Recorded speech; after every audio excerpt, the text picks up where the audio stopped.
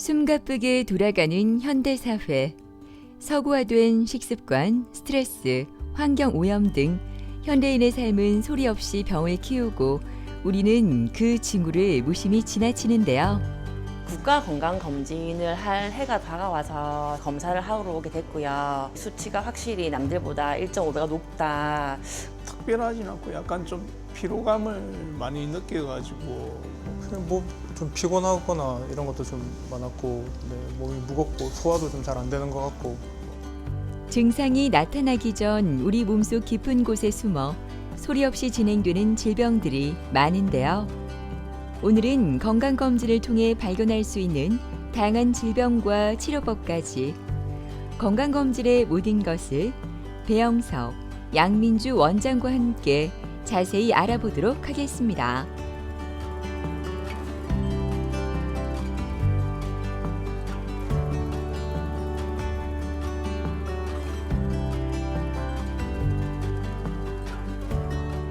크게 두 가지가 있습니다. 암과 만성질환이 있는데 암은 위암, 대장암, 간암, 폐암, 유방암, 자궁경부암 등 6대 암에 대해서 국가에서 아주 집중적으로 검진을 실시하고 있습니다.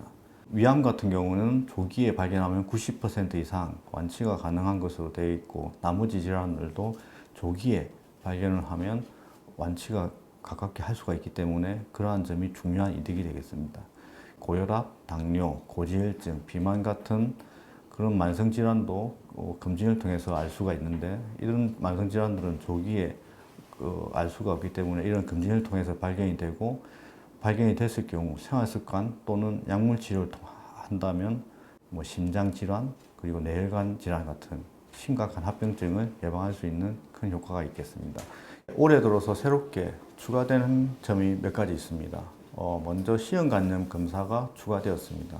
시형간염은 증상이 없기 때문에 만성화된 경우 간경화나 간암으로 진행될 수가 있겠습니다. 그래서 조기에 발견해서 치료를 할 수가 있고 요즘은 시형간염은 먹는 경구치료제로 완치가 가능하기 때문에 조기에 발견해서 치료하면 간암과 그런 간경변 이런 것들을 미리 예방할 수 있는 큰 효과가 있겠습니다. 두 번째로 골다공증 검사의 확대입니다. 요즘은 60세 여성까지 확대가 돼서 총 3번의 골다공증 검사를 할 수가 있겠습니다. 그리고 마지막으로 정신건강의 검진의 강화가 되겠습니다. 20세에서 34세까지는 10년에 한 번 검사를 하게 되어 있었는데 올해부터는 2년에 한 번으로 그 주기가 대폭 줄었습니다. 이런 3가지 검사를 강화함으로써 좀 더 확대폭을 높였다고 볼 수가 있겠습니다. 건강검진은 질병을 조기에 발견하고 예방하는 가장 효과적인 방법이라고 생각을 합니다. 건강검진 중에서도 이제 암검진이 핵심적인 요소라고 생각이 드는데 국가암검진에서는 한국인에서 발병률 높은 5대암, 즉 위암, 대장암, 간암, 자궁경부암, 유방암과 더불어서 2019년도에는 사망률이 가장 높은 폐암에 대한 검진까지 시행을 하고 있습니다. 그리고 이제 국가 건강검진의 경우는 40세 이상의 성인을 대상으로 다양한 이제 검진 항목을 이제 검사를 하고 있는데 이 검진을 통해서 초기에 이제 증상이 없는 만성질환, 그러니까 고혈압, 당뇨, 고지혈증과 같은 이런 만성질환을 조기에 발견하고 치료를 이제 앞당김으로써 합병증을 예방할 수 있다고 생각합니다. 건강검진 진단 과정은 크게 이제 3가지로 볼 수가 있겠는데요. 검진 전 준비, 그 다음에 검진 실시, 그리고 결과 통보 및 상담 이렇게 3가지 과정으로 이루어진다고 보면 되겠습니다. 국가 건강검진의 경우는 20세 이상이면 2년에 한 번 검사를 하게 돼 있고 비사무직 근로자의 경우에는 1년에 한 번 국가검진을 시행하게 됩니다. 반면에 이제 국가암검진 같은 경우는 나이와 이제 검사 기간이 암 종류에 따라 달라지게 되는데요. 이제 위암 같은 경우는 만 40세 이상 2년마다 이제 위 내시경을 하게 되고 대장 내시경 같은 경우는 만 50세 이상 1년마다 분변 자멸 검사를 시행하게 됩니다. 그리고 간암은 만 40세 이상 고위험군에 대해서 연 2회 간 초음파랑 혈청 알파 단백 검사를 시행하게 되고 유방암은 만 40세 이상 여성에서 2년마다 유방 촬영을 하고 있으며 자궁경부암 경우는 만 20세 이상 여성에서 2년마다 자궁경부 세포 검사를 시행하고 있습니다. 그리고 마지막으로 폐암은 만 54세 이상 74세 이하 폐암 고위험군을 대상으로 2년마다 저열량 흉부 CT를 시행하게 됩니다. 따스한 봄 기운이 완연한 화요일 아침. 김서영 씨에게는 올봄이 조금 더 특별한 의미로 다가옵니다. 정기 건강검진을 통해 미처 알지 못했던 질병을 발견하고 적극적인 건강관리를 시작하는 계기가 되었기 때문인데요. 그녀에게는 어떤 일이 생겼던 걸까요? 국가건강검진을 할 해가 다가와서 3월 말쯤에 검사를 하러 오게 됐고요.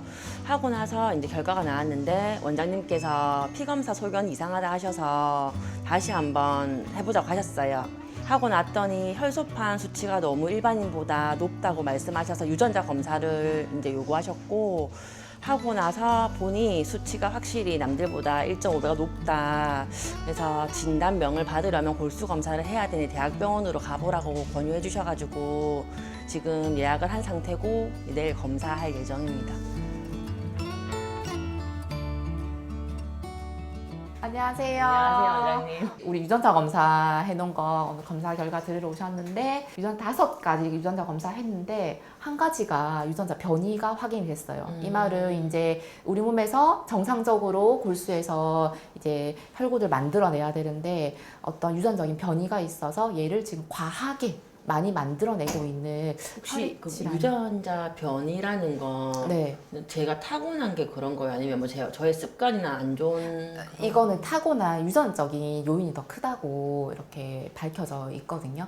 골수 검사 큰 검사가 조금 남아서 긴장되시고 걱정되시긴 하겠지만 일단은 검사를 이제 받으시고 나서 이후에 치료는 또 어떻게 할지 방향을 잡아가면 될 것 같습니다. 알겠습니다. 네. 감사합니다. 그 환자분이 이제 건강 국가 검진 받으시려고 내원을 하셨는데 작년에 이제 타원에서 혈액 검사에서 혈소판 수치 증가가 있다고 해서 국가 건강검진 항목에 이제 추가로 검사를 하게 되었습니다.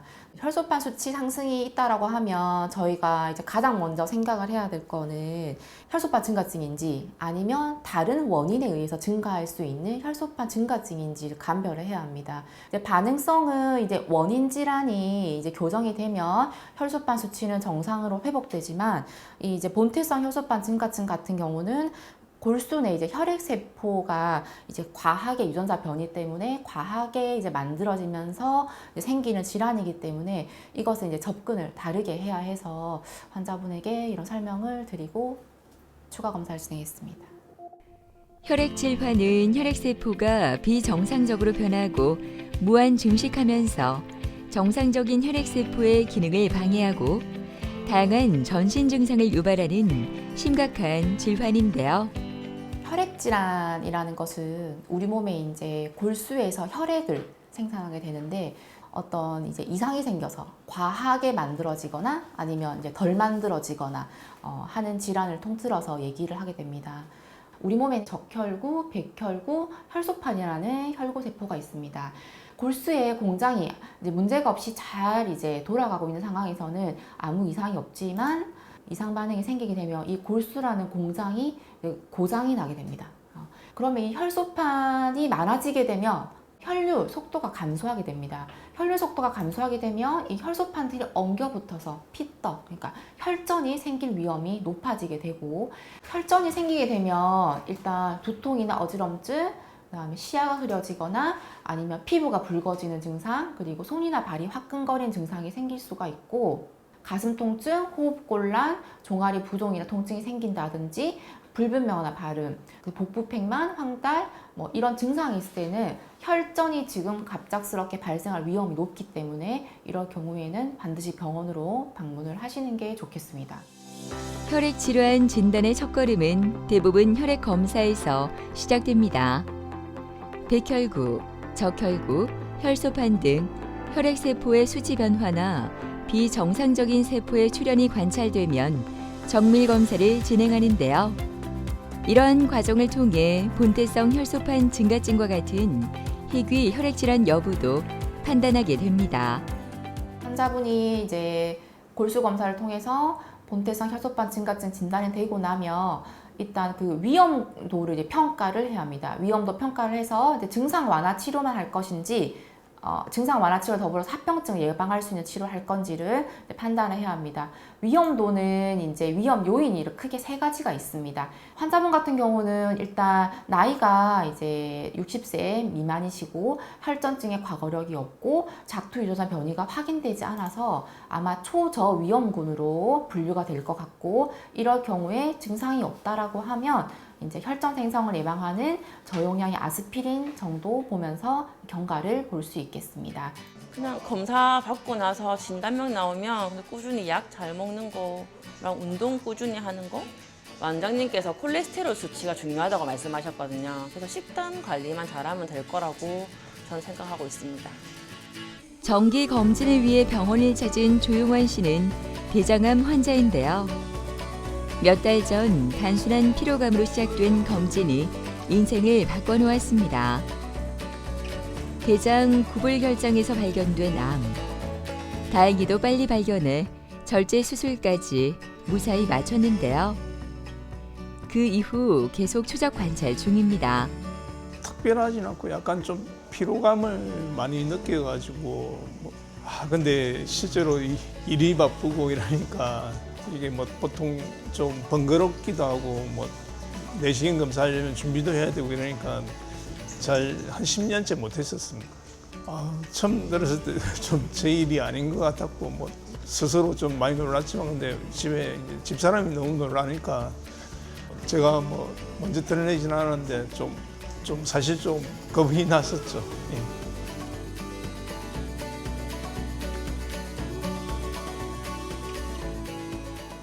안녕하세요. 네. 잘 지내셨습니까? 예. 뭐 식사 이런 건 다 좋으시고 예. 대변 이런 것도 다 괜찮으시지? 좀 자주 좀 느끼고 좀 시원한 느낌이 없어서 약간 그런 게 좀 적응해 나가는 과정입니다. 그 수술을 이제 하신 지 얼마 안 되셨기 때문에 예. 식사 조절 예. 이런 것도 좀 중요하고, 앞으로 뭐 재발이나 이런 걸 방지하기 위해서는 술, 담배는 당연히 피하시는 게 좋겠습니다. 그리고 뭐 너무 자극적인 음식, 매운 음식 이런 것들은 피해 주시고, 좀 유산소 운동과 근력 운동을 적절히 섞어서 계속 해주시는 게 건강에 아주 좋은 이득이 있을 것으로 생각이 됩니다. 3개월 뒤에 이제 오늘 약을 드리면 100개 될 거고, 그때까지 뭐 이상이 있으시면 뭐 항상 언제든지 방문해 주시면 되겠습니다.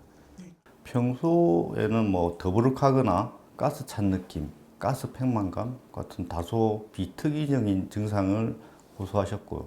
대장 내시경 하신 지가 이제 7년이 넘으셨습니다. 7년 전에 용종을 2개를 떼셨는데 그 이후로는 조금 등한시 하셨습니다. 그래서 검사를 그 증상도 있고 검진을 하는 김에 대장 내시경 검사를 진행하게 되었습니다. 대장 내시경에서 하면 제일 처음에 항문에서부터 이렇게 맹장까지 이제 삽입해서 관찰을 하게 됩니다. 구불결장까지 왔을 때 한 1.2cm 정도의 크기의 용종이 관찰되었습니다. 바로 이제 용종 절제술을 계획하고 올감이라는 기구를 삽입해서 잘라내게 되겠습니다. 깨끗이 잘라내진 게 확인이 되었고, 잘라낸 조직은 조직 검사를 보내게 되었습니다.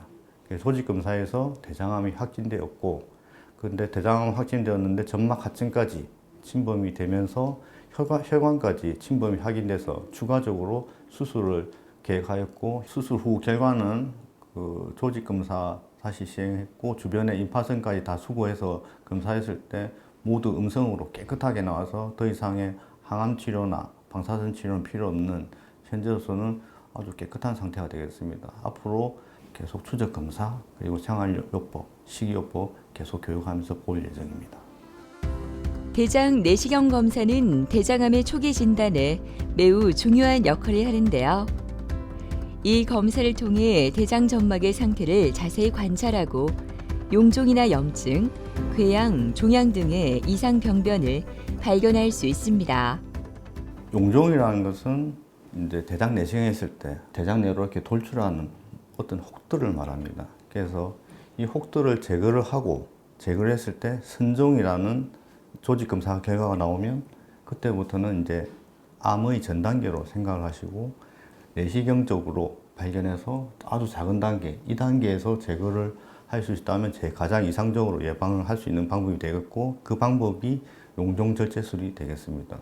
대장암을 미리 예방할 수도 있고 조기 대장암은 이렇게 내시경적으로 2단계에서는 내시경적으로 완치의 가능성도 충분히 있는 아주 큰 이득이 있겠습니다.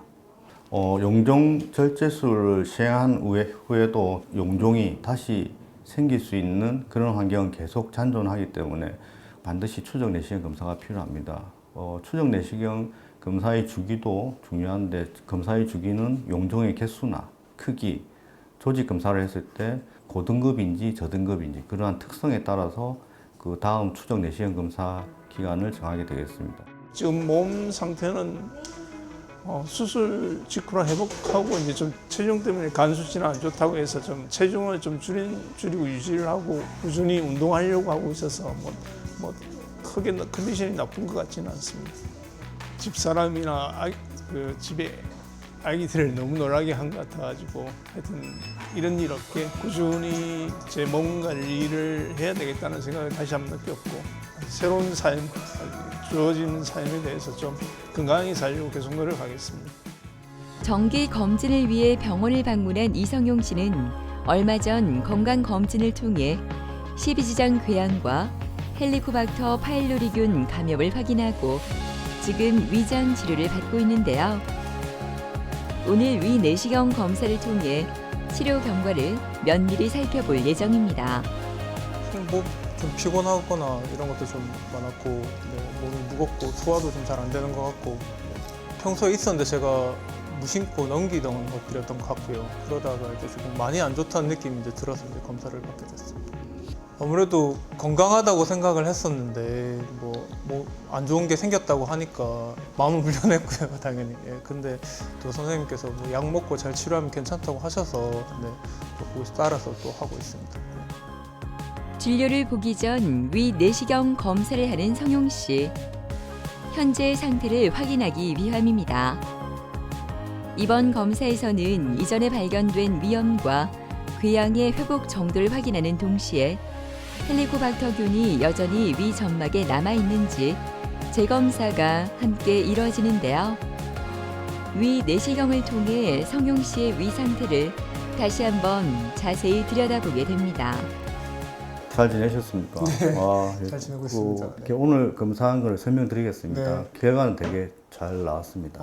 예. 이게 저번에 1월 달에 검사하신 내시경 사진이고 궤양이 깊게 파여져 있고 주변에 이제 점막이 부어 있는 부종도 같이 관찰되는 안쪽은 괜찮지만 이렇게 가벼운 터치에도 이렇게 피가 나는 아주 유약한 점막을 보이는 특성을 가진 12장 궤양인데 오늘 내시경을 했는데 자꾸 기대했던 것보다 훨씬 더 좋아졌습니다. 이쪽 자리가 아마 궤양이 있었던 자리 같고 그 나머지 부분도 이제 조금 더 치료를 지속하면 훨씬 좋아지실 거고 다음 내시경 할 때는 이거보다 더 깨끗하게 잘 나아 있을 겁니다. 네. 그리고 저번에 헬리코박터균 양성이 나와서 재균 치료를 했지 않습니까? 네. 오늘 검사하기 전에가 이렇고 균이 네. 있으면 이건 다른 분 건데 이렇게 네. 색깔이 변합니다. 균이 없으면 그대로 유지가 되고 현재로서는 색깔이 변하지 않고 균이 네. 재균된 것으로 나와서 아주 네. 잘 될 것 같고 네. 이거 말고도 이제 PCR 검사라고 한 번 더 네. 검사를 한 것이 있기 때문에 다음 네. 외래 때 같이 확인시켜 드리도록 하겠습니다. 알겠습니다. 네, 좋을 것 같습니다. 네, 감사합니다. 예. 평소에 운전을 좀 장시간 하시는 분이고 그래서 그런지 그 활동량도 적으시고 식사 시간도 불규칙하신 분이셨고 속쓰림, 소화불량, 더부룩함이 평소에 계셨다고 하십니다. 올해 초에 증상이 있을 때 빨리 내시경을 해야겠다고 생각하셔서 내원을 하셨습니다. 내시경에서 위 전체적으로 점막이 상당히 불규칙하고 그 퇴색도 심하고 이러한 만성위염 그리고 장상피하생이 관찰되었습니다. 12지장에는 이제 이렇게 깊게 파여 있는 궤양이 관찰되었습니다. 주변 점막이 이렇게 전반적으로 부어 있는 상태셨고 조금의 터치에도 이렇게 쉽게 출혈하는 아주 유약한 점막을 가진 12지장 궤양이 관찰되었습니다. 그 외에 장상피하생도 같이 발견되어서 추가적으로 조직 검사와 그 헬리코박터균 검사까지 시행하였습니다. 일단 급한 것은 궤양이기 때문에 궤양에 대해서 위산억제제, 점막보호제 같은 약들을 투여를 했고 2달 정도 투여를 했을 때 증상이 좋아지셨고 증상이 좋아지고 나면 그 다음은 헬리코박터균 제균 치료를 시행합니다. 장상피화생도 이제 헬리코박터균이 있을 때 치료를 하면 암으로의 진행을 어느 정도 늦출 수가 있기 때문에 헬리코박터균 치료가 결국에는 꼭 해야 될 치료가 되겠습니다. 장상피화생은 위점막세포가 이렇게 거칠고 이렇게 불규칙하게 퇴색되고 하는 위에 이제 손상을 뜻하게 됩니다. 암의 전 단계 혹은 전전 단계로 생각이 되는 부분이 이제 장상피화생이 되겠습니다. 이렇게 장상피화생이 발견됐을 경우에는 치료로는 이제 헬리코박터균 치료가 있고 그 헬리코박터균이 없는 경우는 생활습관 개선이나 운동, 스트레스 관리 이런 생활습관 교정을 통해서 그런 관리가 필요하고 또 위암으로 가는 가능성이 있기 때문에 추적 내시경 검사의 기간을 더 단축해서 더 자주 내시경 하도록 권고를 하고 있고 선종이 조금 의심된다 이럴 경우는 6개월 정도 이렇게 단축할 수도 있고 그렇지 않은 경우는 1년 아니면 2년에 한 번 이상은 꼭 하도록 권고를 하고 있습니다. 헬리코박터균 치료, 제균 치료할 때 제일 유의해야 될 점은 항생제에 대한 내성 여부가 제일 중요합니다. 그래서 이분이 기본적으로 예전에 항생제를 많이 드셨는지 그런 정보도 중요하고 그런 게 불확실할 경우 조직 검사를 하면서 항생제 내성 검사를 실시하게 되겠습니다. 이렇게 내성이 발견된 경우에는 이 항생제는 쓰지 않고 이 항생제가 포함되지 않은 그런 그 항생제를 포함한 제균 치료를 시행하게 되겠습니다. 이러한 맞춤 치료를 통해서 항생제 내성을 극복하게 되고 그런 제균 치료 성공률을 조금 더 높일 수가 있고 최근에는 순차 치료, 동시 치료 등 방법들을 좀 달리해서 성공률을 높이는 여러 가지 방법들을 이제 고안하고 있습니다. 또한 유산균을 동시에 투여하면 환자의 그런 복용 수농도도 높일 수가 있고 그런 균을 죽일 수 있는 확률이 조금이라도 한 8%에서 10%까지는 높일 수 있다고 해서 유산균도 같이 처방해서 제균을 시도하고 있습니다. 아무래도 소화나 이런 것들이 음식을 먹었을 때 조금 답답하거나 해소가 안 되는 부분들이 있었는데 예전과 다르게 그런 부분들이 확실히 좋아진 거는 느끼고 있고요. 또 그러다 보니까 이제 음식도 잘 먹게 되고 먹은 만큼 또 활동을 또 좀 하라고 추천을 해주셔서 운동하면서 조금 더 몸이 올라오는 그런 느낌, 전반적으로 컨디션이 좋아진다는 느낌 그런 건 확실히 느끼고 있습니다. 건강은 무엇보다 소중한 자산입니다.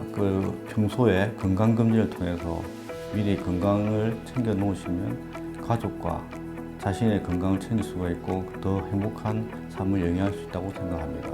건강검진이 정말 실질적이고 효과가 아주 좋다고 느끼고 있습니다. 실질적으로 발견돼서 치료할 수 있는 것들이 많고 거기서 끝나는 게 아니고 조금 더 정밀 검사를 통한다든지 더 넓은 검사를 할 수 있는 시작점이 될 수가 있기 때문에 꼭 건강검진을 하실 것을 추천드리고 싶습니다. 환자분들이 혈액질환을 처음 진단받게 되면 굉장히 많이 걱정을 하시고 이게 어떤 병인지 잘 모르기도 하고 이제 그런 반응을 많이 보이시게 됩니다.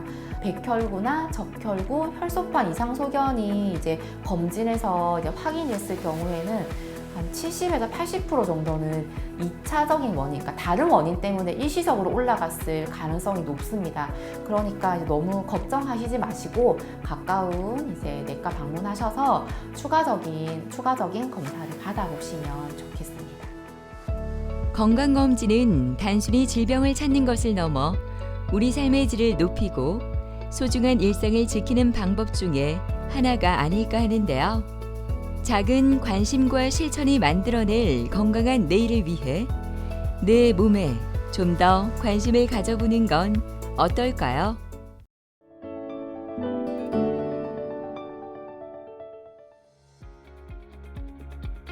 걷는 것조차 버거운 날들, 한 발 내디딜 때마다 찾아오는 통증. 척추와 무릎은 우리가 매일 짊어지는 일상의 무게를 고스란히 받아내는 곳인데요. 지금 여러분의 척추와 무릎은 괜찮으십니까? 처음에 일상생활을 못했어요. 이게 복비 없으면 일어도 못 나고 그다음 걸을 수가 없어요. 계단 내려오고 올라가는 것도 안 되고 횡단보도 건너는 것도 안 되고 일어나는 것도 불편하고요. 허리가 이 구부리는 것도 힘들고 일상생활 하는데 좀 불편한 점이 많았어요. 국내 척추질 환자는 매년 1천만 명에 육박합니다. 무릎 관절염 환자 역시 꾸준히 늘고 있는데요. 많은 분이 통증을 참다가 수술을 권유받고 나서야 치료를 결심하곤 합니다. 하지만 수술만이 답은 아닙니다. 최근에는 양방 치료에 침 치료 등 한의학적 접근을 더해 회복을 돕는 종합 치료가 주목받고 있는데요. 오늘은 강원범 원장과 함께 수술 없이 척추와 무릎 관절을 치료하는 치료법에 대해 자세히 알아보도록 하겠습니다. 무릎 통증은 최근에 러닝이 유행하면서 젊은 분들도 많이 생기고 있는데요. 대표적으로 과사형으로 생기는 무릎 바깥쪽이 아픈 장경띠 인대 증후군, 그리고 무릎 앞쪽이 아픈 무릎뼈 힘줄염이 대표적이라고 할 수 있습니다. 뿐만 아니라 중장년층 분들에서는 연골이 마모되면서 생기는 무릎 퇴행성 관절염이 대표적이라고 할 수 있습니다. 허리 통증을 일으키는 원인은 급성과 만성으로 크게 나눌 수 있습니다. 급성은 생긴 지 한 달 이내에 얼마 안 된 병으로 무거운 물건을 들다가 갑자기 뜨끔하는 허리 염좌 또는 요추 디스크가 대표적이라고 할 수 있습니다.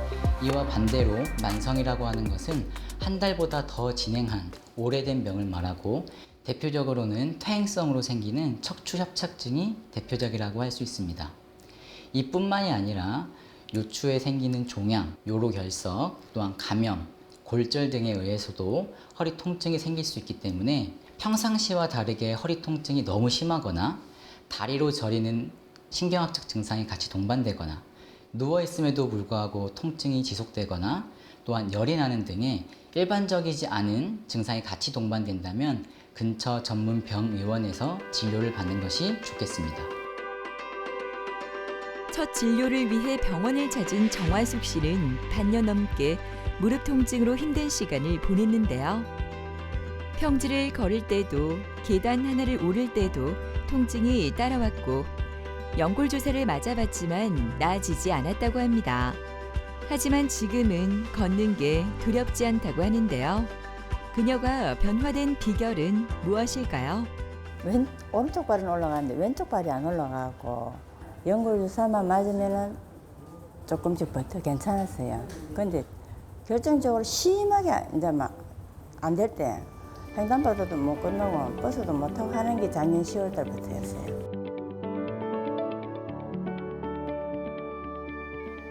안녕하세요. 네, 잘 지내셨어요? 예. 네, 그리고 어머니 저희가 벌써 치료한 지가 3개월이 넘어간다, 그죠?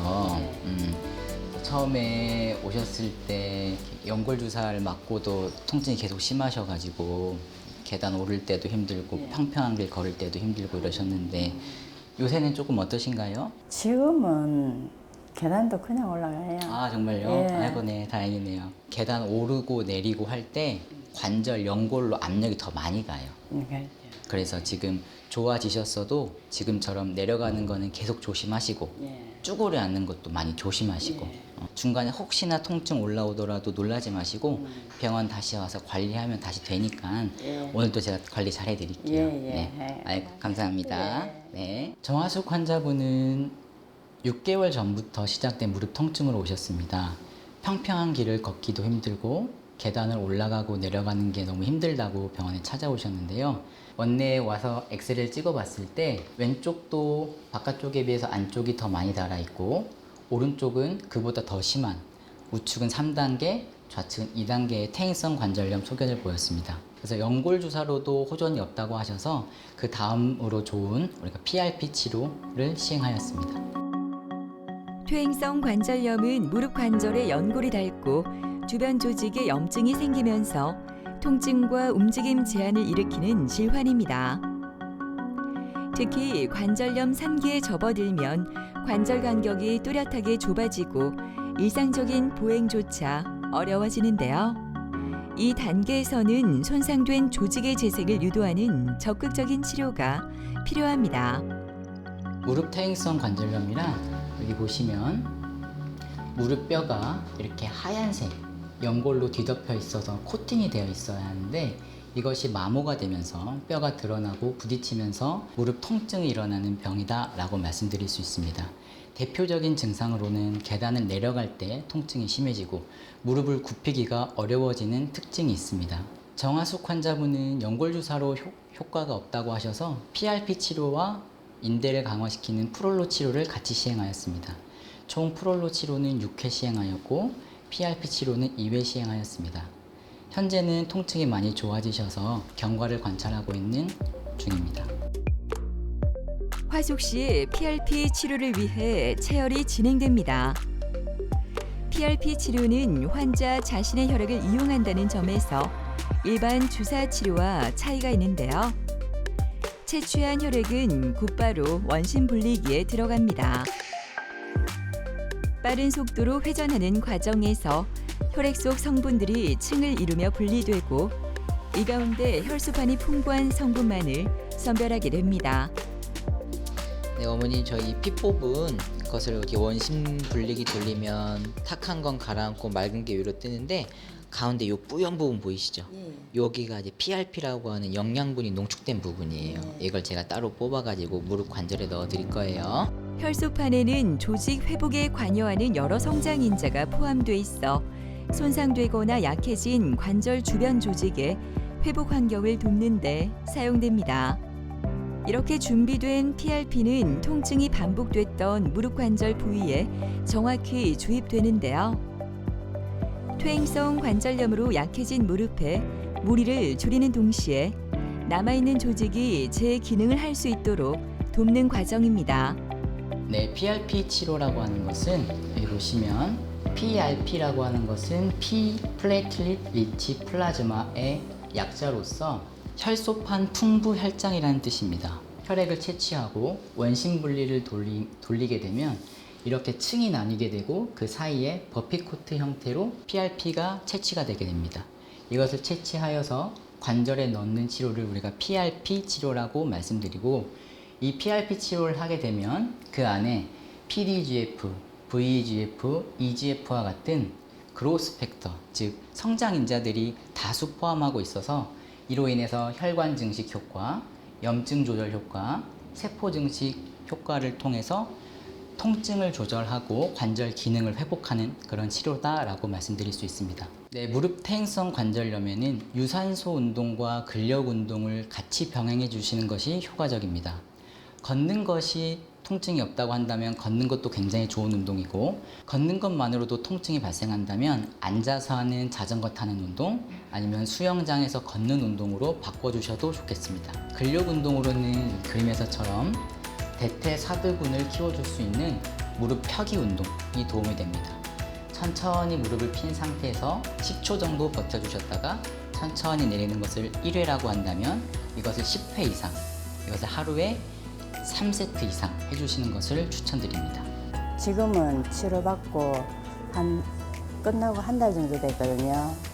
한 달 정도 됐는데 지금은 생활하는데 아무 불편이 없어요. 저희 집이 이제 계단으로 올라가 3층인데 옛날에는 거기 지옥이었는데 지금은 뭐 안 잡고도 그냥 올라가고 한 번도 안 쉬고 올라가고 내려올 때도 그냥 올라오고 그 정도로 막 좋아지니까 지금은 살 것 같습니다. 지금은.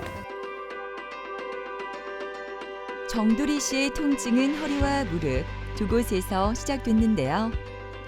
앉았다 일어날 때마다 허리가 뻐근하고 오래 서 있으면 다리까지 저렸습니다. 그뿐만 아니라 한 달 전 탁구를 하다 무릎 통증까지 시작돼 걸음걸이마저 흔들리게 됐는데요. 걷는 것조차 부담스러웠던 시간. 그녀에게 필요한 것은 통증의 원인을 정확히 찾아내는 일이었습니다. 허리는 한 아픈 지가 한 15년에서 한 20년 정도 됐을 건데 좀 많이 아팠어요. 걸어 다니는데 좀 다리도 조금 오른쪽으로 약간 좀 저린 게 많았었거든요. 일어나는 것도 불편하고요. 허리가 이 구부리는 것도 힘들고 일상생활 하는데 좀 불편한 점이 많았어요. 네, 안녕하세요. 네, 전도리님 잘 지내고 계세요? 네. 네. 요새는 좀 어떠세요? 허리랑 무릎이랑? 이제 허리는 많이 좋아졌는데 앉았다가 장시간 그러니까 딱 2시간 정도 앉았다가 일어나면은 이게 허리가 뻐근하는데 그럼 또 계속 걸으면 또 괜찮아요. 일어날 때 당시만 조금 안 좋고 예. 이게 전방전이증이라고 하는 거, 이게 어긋났다는 뜻이거든요. 그래서 어머니 다른 병원에서 가져온 MRI를 봐도 거의 뼈가 어긋나 있고 협착증도 있고. 그래서 어머니 오래 앉아 있거나 앉았다 일어날 때 통증은 요 전방전이증 때문에 생기는 거거든요. 그래서 지금처럼 치료 잘 하시고 난 다음에도 숙이는 거는 계속 피하셔야 돼요. 그리고 걷는 운동 많이 하시고 그렇게 해야지 다리까지 더 안 내려옵니다. 이해되셨죠? 지금 잘하고 계시고 무릎은 좀 어떠세요? 그때 잘 굽히지가 않았었는데 예. 현재도 굽히는 거는 끝까지 굽히는 게 조금 부족하고요. 아직도 좀 통증이 조금 남아 있어요. 원래도 관절염이 2기에서 3기 정도 있으셔서 제가 무릎 치료로 또 추가적으로 더 해드렸고 그래서 쭈그려 앉는 거, 계단 내려가는 거 조심하고 무릎은 피는 운동 많이 하시고 그래서 중간중간에 혹시나 불편하신 거 있으면 언제든지 와서 말씀해 주시고 잘하고 계십니다. 제가 잘 봐드릴게요. 네, 감사합니다. 네, 감사합니다. 네. 정두리님은 처음 오셨을 때 허리 통증이 몇 년 전부터 시작되었고 앉았다 일어날 때 허리 통증이 심하다고 하셔서 찾아오셨습니다. 허리는 요추 5번 뼈와 천추 1번 뼈가 어긋나 있는 척추 전방 전이증이 있었고 MRI 상에서도 척추 전방 전이증과 협착증이 같이 있는 것으로 확인이 되었습니다. 척추 전방 전이증이라고 하는 것은 말 그대로 척추가 전방, 앞으로 전이 이동했다라는 뜻입니다. 척추가 어긋나면 척추뼈만 어긋나는 것이 아니라 그 주변에 있는 신경도 같이 꺾이게 되면서 협착증의 원인이 될 수 있습니다. 심하지 않은 경우에는 물리치료, 주사치료, 약물치료로 조절이 가능하지만 6개월 이상 치료했음에도 잘 낫지 않거나 처음부터도 다리 힘이 빠지는 신경학적 증상이 너무 심하다면 수술적 치료를 고려하게 됩니다.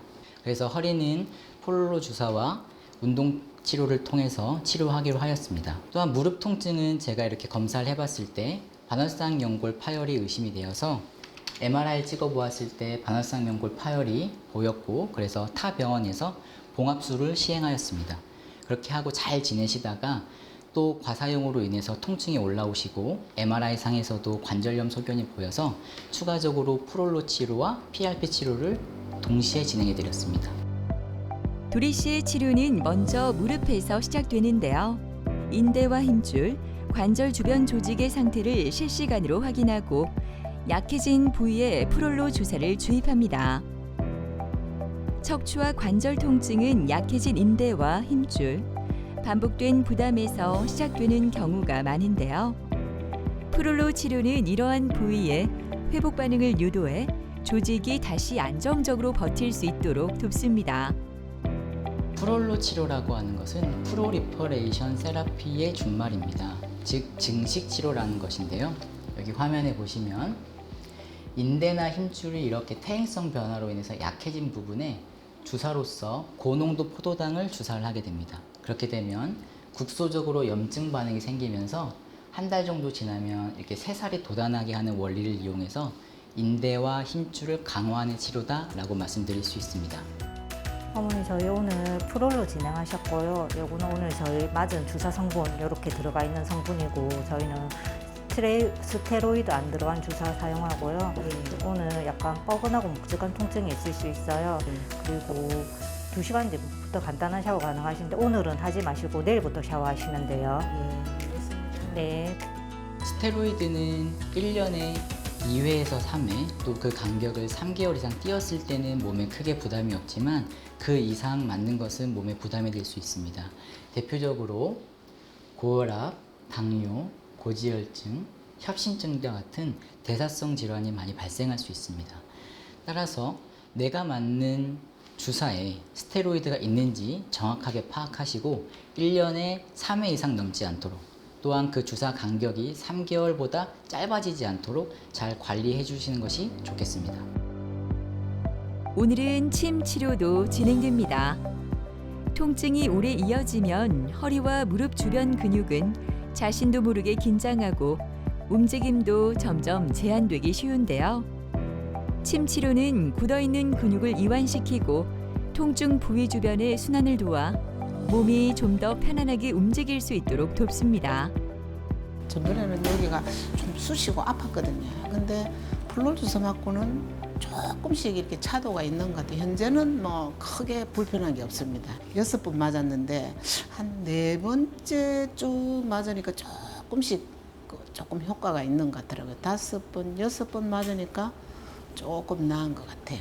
지금 현재로 탁구를 하고 있는데 그걸 조금 더 했으면 지금 현재로 일주일에 한 번밖에 못 가는데 일주일에 한 2-3번은 가야 되지 않겠나 그 바람입니다. 몇 년 동안 허리 통증으로 힘든 시간을 보낸 김영복 씨. 처음 이곳에 왔을 때는 몇 발짝 걷는 것조차 힘들 만큼 통증이 심해 복대 없이는 하루를 버티기 어려웠습니다. 그랬던 그가 지금 이렇게 건강해졌는데요. 그 비결이 이곳에 있습니다. 김치도 무치고 반찬 팔기도 하고 그러니까 허리도 많이 썼어요. 처음에 일상생활 못했어요. 이게 복대 없으면 이러도 못 나고 세수하는 것도 이렇게 서서 이렇게 하고 걸을 수가 없어요. 이게 허리 너무 아파서 이게 발을 뗄 수가 없었는데 근데 지금 몇 개월 치료하고 지금 산에 운동하려도 다니고 우리 가게 사장이 이 원장이 잘한 데서 여기 와 치료한 게 이렇게 많이 좋아졌어요. 안녕하세요, 김영관님. 네, 잘 지내고 계세요? 네. 오늘도 운동하고 오셨어요? 아침에 일찍 올라가서 운동하고 내려왔어요. 아이고 대단하세요, 어머니. 그래서 저희가 작년 11월에 맞아요. 뵀었네요. 예, 그때는 갑자기 골절되셔가지고 통증이 심하셔가지고 치료를 했었는데 요새는 좀 어떠세요? 이제는 많이 좋아졌어요. 많이 좋아지셨어요? 처음에는 이거 그 복대 없으면 돌아도 못 먹고 너무 힘들었어요. 진짜 밥도 못 앉아 먹고. 운동도 열심히 하셨고 예. 치료도 열심히 받아주셔서 지금 좀 좋아진 것 같고요. 저도 더 잘 챙겨드릴게요. 예. 네, 감사합니다. 감사합니다. 네. 김영복 환자분께서는 처음 내원하셨을 때는 근무하다가 넘어지셔서 등 통증이 너무 심하셔서 오셨습니다. 그래서 엑스레이 찍어 보았을 때 충추 쪽에 골절이 있으셨고 그 골절을 치료를 다 한 이후에 또 원래 허리가 아프셨던 것까지 치료해 달라고 하셔서 좀 오랫동안 치료하셨던 분이신데요. 보시면 전반적으로 디스크가 거의 달아있는 것을 볼 수 있었습니다. 또한 요추 5번과 천추 1번은 척추 전방 전이증까지 있는 협착증까지 의심되는 그런 상황이었습니다. 또한 엑스레이を보았을 때 반듯한 것이 아니라 허리가 휘어있는 측망증까지 있는 상태였습니다. 그래서 허리 통증이 굉장히 심하셔서 그 통증을 조절하기 위해서 신경 차단술과 침 치료에 양한방 통합 치료를 시행하였습니다. 영복 씨에게 시행되는 신경 차단술은 좁아진 척추관 주변에서 예민해진 신경의 염증 반응을 줄여 통증을 완화하는 치료인데요.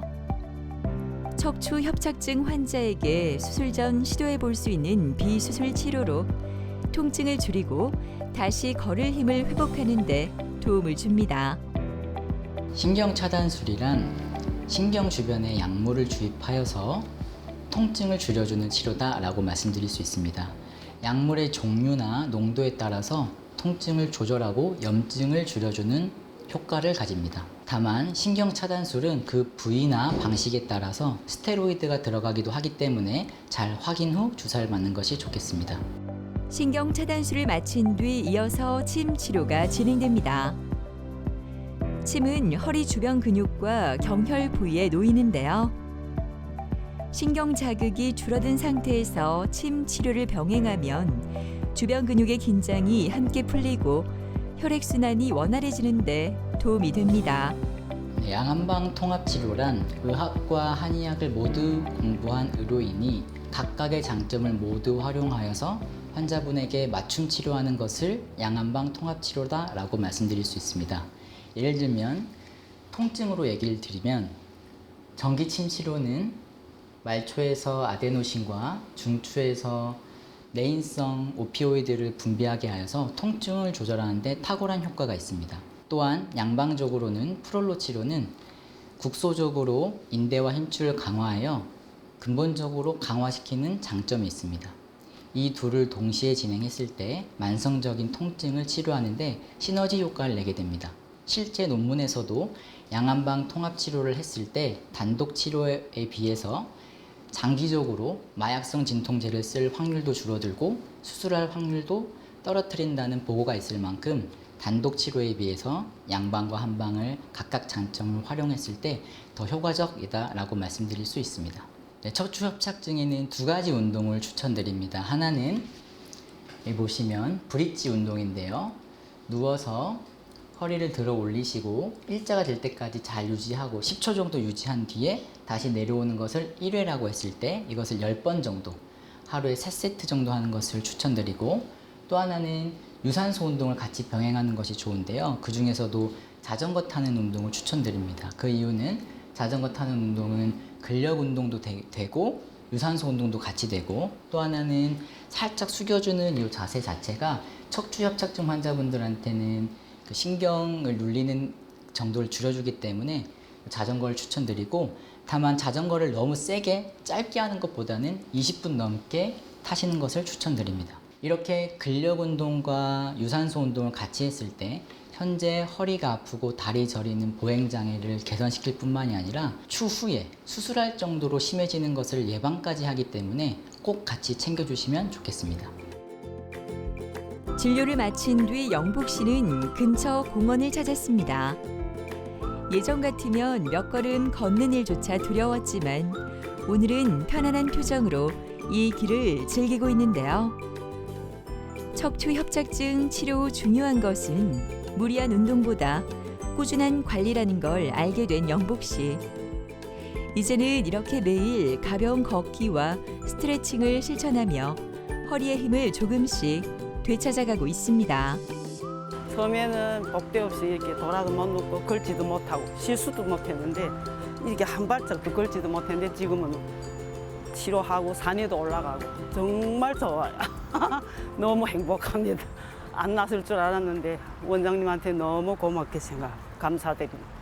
허리 이게 운동하는 거는 원장이 시킨 대로 그렇게 하면은 안 아플 것 같고 앞으로 관리를 잘 해갖고 원장이 은혜에 보답하겠습니다. 통증은 우리 몸이 보내는 SOS 신호입니다. 많이 약해졌기 때문에 고쳐야 한다는 의미입니다. 단순히 진통제를 먹고 스테로이드 주사를 맞으면서 통증을 못 느끼는 치료만 하게 된다면 점점점 질병이 더 위중해질 수 있습니다. 시간이 좀 걸리더라도 안 좋은 자세를 교정하고 약한 근육을 운동으로 키우고, 또한 약해진 인대와 힘줄을 주사로서 강화시키는 프롤로 치료를 병행한다면 만성 통증도 근본적으로 해결될 수 있습니다. 통증은 나이 탓으로만 넘길 문제가 아닙니다. 정확한 진단과 자신에게 맞는 치료를 찾는다면 수술 없이도 일상은 달라질 수 있는데요. 빠른 치료와 꾸준한 관리가 여러분의 일상을 더 건강하고 편안하게 만들어주지 않을까요?